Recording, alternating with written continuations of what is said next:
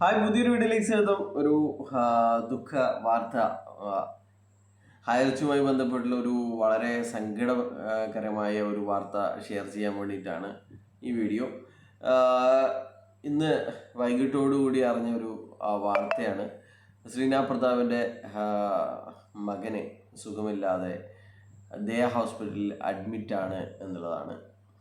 അപ്പോൾ ഈ കാര്യങ്ങൾ പങ്കുവെക്കുമ്പോൾ ഇവരുടെ അടുത്ത് അടുത്ത ആൾക്കാരൊക്കെ ചോദിക്കുന്നത് എന്തുകൊണ്ടാണ് ഇപ്പോൾ ഇങ്ങനെ ഒരു അഡ്മിറ്റ് ആവേണ്ടി വന്നിരിക്കുന്നത്, ഇനി വല്ല കോടതിയിൽ നിന്ന് വല്ല തിരിച്ചടിയും വന്നോ, അല്ലെങ്കിൽ ശ്രീനിയെ അറസ്റ്റ് ചെയ്യാൻ എന്തെങ്കിലും നടപടി സർക്കാരിൻ്റെ ഭാഗത്തു നിന്ന് എന്തെങ്കിലും ഉണ്ടോ, EDയുടെ അറസ്റ്റ് എന്തെങ്കിലും ഉണ്ടോ എന്നൊക്കെയാണ് ചോദിക്കുന്നത്.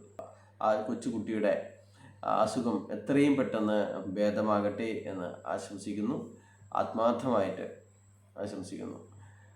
എത്രയും പെട്ടെന്ന് ഭേദമാകട്ടെ.